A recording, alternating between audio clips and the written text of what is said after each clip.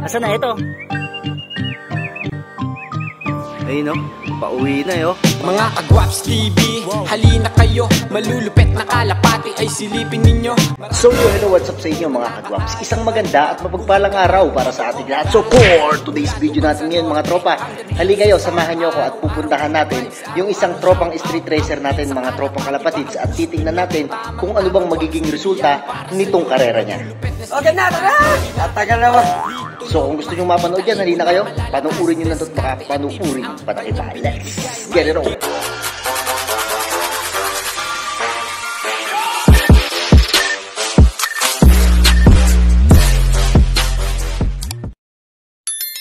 Yo, what's up sa inyo mga kalapatids, mga kagwaps. So welcome back again dito sa Gwaps TV Official. So for today's video natin ngayon mga tropang kalapatids is abangan muna natin yung pinamidtos natin para nang sa gayon mga tropa makita rin natin kahit papano. Pero kung hindi na aabot mga tropang kalapatids, dahil mag-aabang tayo sa isang tropa natin ngayon, hayaan na lang natin at iwan na lang natin dito ng patoka para nang sa gayon pagdating nila meron na sila agad patoka. So medyo malakas tong hangin mga tropang kalapatids, mga kagwap. So bali alin na kayo, samahan nyo ako at panuurin natin kung mananalo ba sa pagbilaw itong tropa. So bali nandito na tayo ngayon sa kanila mga kagwaps. So kung matatandaan nyo, napaka-familiar sa atin ng lugar na to kasi itong mga kagwaps, yung mga kulungan na simple lang. Ayan o, kita nyo naman na mga naka-cage lang mga tropa yung kulungan nila. Pero sabi ko nga sa inyo, napaka-aamo ng kalapate ng kalapatids natin na to. At lumalaban siya sa street race.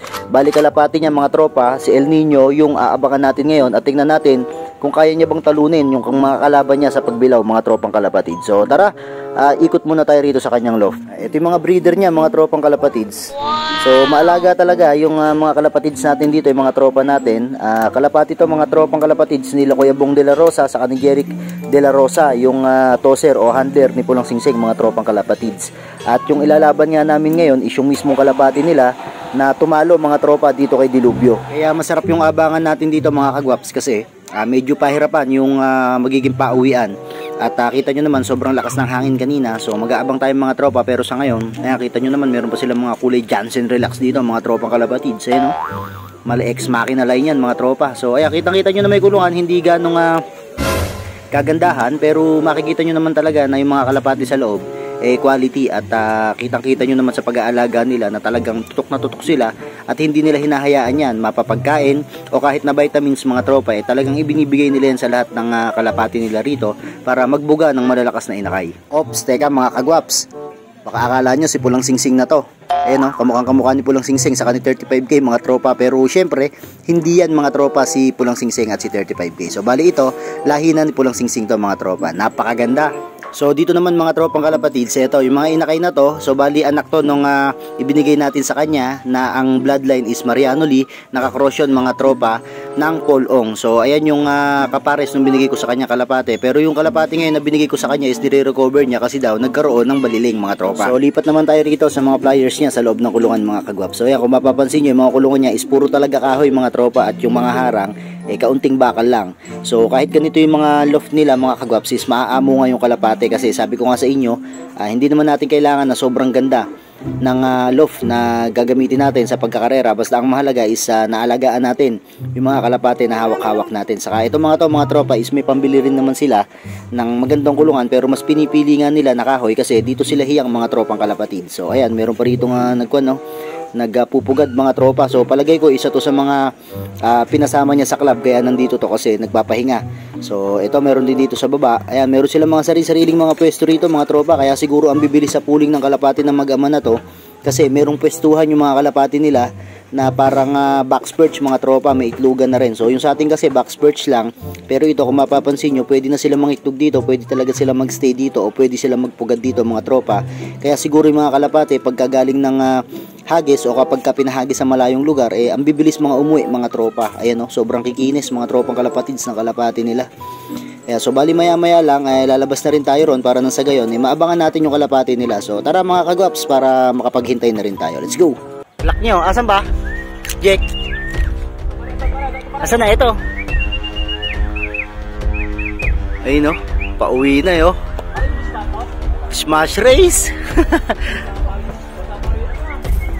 Buntot. Ibon na mga tropa, pang house to house yan. Ginawan ko, naku, lumabas yung kapares.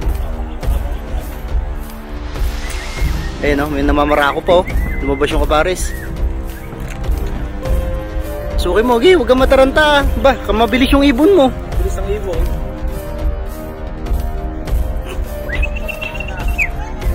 Pasok lang ato ng kapares. Ito pa yata isa, Jack. Ayan o, pang-house-house clock nyo na.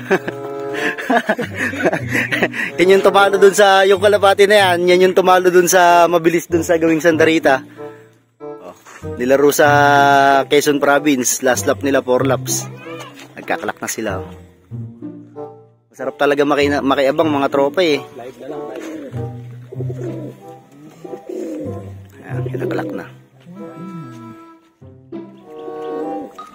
Yun oh, ilan speed mo? 9:39, bilis pa. Dalawa pa lang sila mga tropa. Pangalawa. Ay ibon oh. Lakas pa eh, namamara ako pa eh. Nagulat ako dito lumabas oh. Doon lumabas. Sumobra pa? Sumobra pa kaya dito kasi lumalabas yan. Tingnan mo yung pakpak na dito oh. Bagong-bago yung pakpak oh. Ganda oh. Binayad ko karayan eh.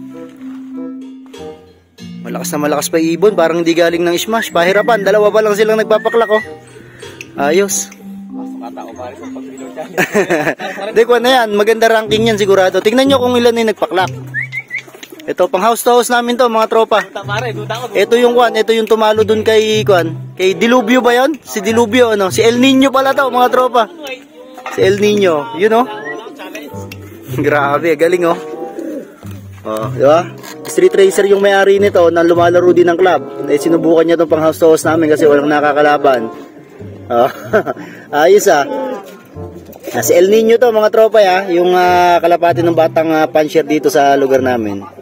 Right, congratulations. So hintayin pa natin yung isa. At maganda yung kwan pag dumating agad yung kalapate.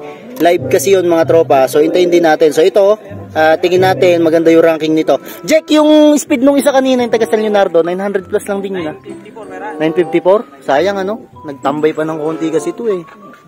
Kahit pa paano sana nakadikit ng konti ron.